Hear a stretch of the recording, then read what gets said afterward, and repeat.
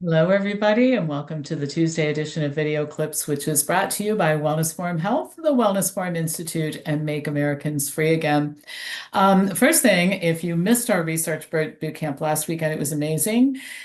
You can still watch it. We recorded it. Our students learned a lot of strategies for how to analyze health-related information, tell truth from fiction, what to do when you hear health news or get advice from a doctor, how to look things up and be better discerning about health information. So we recorded it, and you can still access that recording if you would like to enroll for the course. Now, tonight, this is our free, only happens once a year, boot camp for health professionals. It's tonight, tomorrow, and Thursday, 3 hours per night. And we're going to talk about business and marketing and clinical skills and the healthcare system today, where independent practitioners fit in, how to transition to an independent practice, and lots and lots and lots and lots of questions. So, of course, we'll record it if the time doesn't work out for you, but do enroll. If you're thinking about a career in healthcare, you're also welcome to join us. Maybe you're thinking, gosh, I would love to be helping people, but I don't know how I would fit in. Happy to have you listen to this as well. So Pam Popper at wellnessforum.com is my email address. Email will get you in there. All right. And then starts tomorrow, the virtual 6-class yoga series taught by Heidi Plum, my co-author, for the great book coming out very soon, Conversations with Pam. 6 classes, $149 per person via Zoom, and we'll record the classes so you can watch them again and again. And she teaches the same class series that I teach and does it probably better than me because she's pretty amazing. So don't miss that either. So today I want to talk about surviving colon cancer, and we'll finish with how to prevent colon cancer, which is the better alternative. So just to start, colon cancer continues to be the second leading cause of cancer deaths worldwide.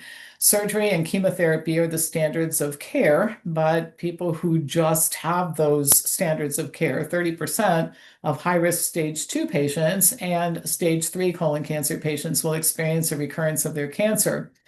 Diet, exercise, and lifestyle choices remain underutilized methods of increasing survival. And one of the reasons for this is that many, if not most, oncologists continue to tell their patients that diet has nothing to do with their cancer. I hear this all the time. It really does. And some new studies show that it does, along with exercise.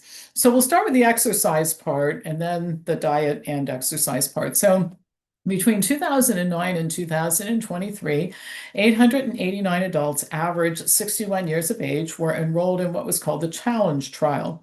The patients had completed surgery and adjuvant chemotherapy for stage 3 colon cancer. That was 90% of them, and 10% were high-risk stage 2 colon cancer patients. Half were randomly assigned to a structured exercise program, and the other half were given standard health education materials that said, make sure you exercise and eat a healthy diet. The useless stuff they give out in medical centers all over the country. The exercise group met with a consultant twice a month for the first 6 months for coaching and supervised exercise. Patients were given several choices for aerobic exercise, and most chose brisk or power walking. The goal for aerobic exercise was 10 hours a week. And I was glad to see that because so much of the time exercise, I call it exercise light. Oh, we don't want to stress these people out too much. They're cancer patients. But this was fairly aggressive, which I thought was good. I think the results should motivate all cancer patients to exercise. First, and worth noting, is that structured exercise led to substantial and sustained increases in the amount of exercise and, of course, the fitness levels of the cancer patients who were assigned to the intervention group. So not only did they get better during the time that the intervention was going on, they continued to get better and to get stronger afterwards. The exercise group experienced an average 28% reduced risk for new or recurrent cancer, and their 5-year disease-free survival rate was 80%, whereas the control group's 5-year disease-free survival rate was 74%. Overall survival also improved at 8 years. 90% of the exercise patients were alive versus 83% of the control group.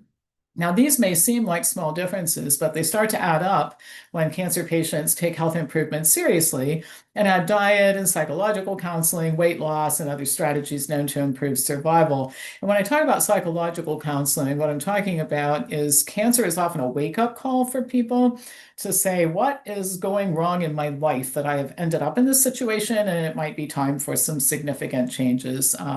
That's one of the messages from the book Radical Remission about survivors of cancer. And this brings me to diet. Sarah Shar and her colleagues at Dana-Farber Cancer Institute analyzed the dietary patterns of 1,625 patients with resected stage 2 colon cancer. During 4 years of follow-up, patients eating an inflammatory diet had worse overall survival than those eating a more anti-inflammatory diet, and that would be more low-fat plant-based. Patients who consumed the most inflammatory foods had a relative 87% higher risk of death than those who consumed the least. To look at the combined effect of diet and exercise in this group, patients were divided into higher and lower levels of exercise. Higher levels were defined as 30 minutes of walking 5 days a week and a little bit of yoga. Actually, not much physical activity based on my standards, but at least they were moving around. Nonetheless, when evaluating a combination of diet and exercise, patients with less pro-inflammatory diets and higher physical activity levels had better outcomes with a 63% lower risk of death than their couch potato counterparts who ate a pro-inflammatory diet. The researchers also determined that taking aspirin or Celebrex to lower inflammation levels had no effect on survival. In other words, not all methods for lowering inflammation are effective, and particularly ineffective tends to be medicating away symptoms and discomfort and that sort of thing with medication instead of changing the habits that lead to these things. There's nothing surprising here. Common sense tells us that people who eat well and exercise fare better, and the more good habits you add, the better your health is going to be. Now the key is getting people to do this before they have a health scare like cancer. Adopting a plant-based diet is super key to this. And just one of the reasons is that animal foods contain high levels of sulfur-containing amino acids, which produce hydrogen sulfide, which is an irritating substance that lowers mucus production. And this is the way polyps begin to develop in the colon that can eventually morph into cancer if you continue this irritation. High-fat diets increase the production of bile acids, which are converted into cancer-promoting substances by the bowel bacteria.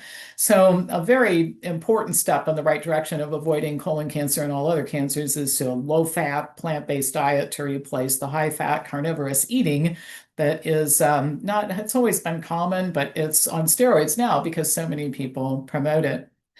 Cancer patients who join Wellness Forum to access our huge libraries and to change their diet and lifestyle habits almost all claim that their diagnosis was a huge wake-up call. I hear two basic categories of statements from them. One is that they knew they weren't doing the right things, but they just kept putting it off. Like, I just haven't gotten to it yet. And then when they got cancer, it's like, oh my gosh, I have to do something about it.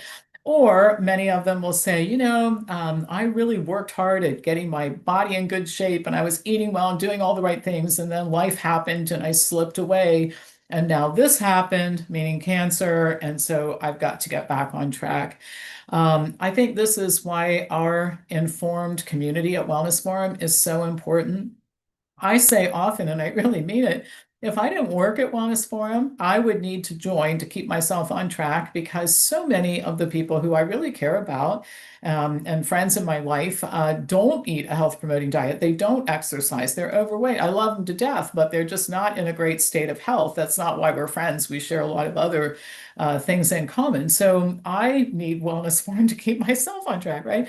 So if you're not a member, join and take advantage of our resources. If you're a member and you're not participating in member events, it's time to get busy. You can earn points for just showing up in our classes, which you can apply toward other classes. Some of the people in last weekend's research class, by the way, didn't pay the tuition at all. They used smoothie points or membership when they joined points, and they got the course for free and still have points left over. So if you want to know more about how you can join and earn points and take a lot of classes for free from us, send me an email at pampopper@msn.com and I'll send you details.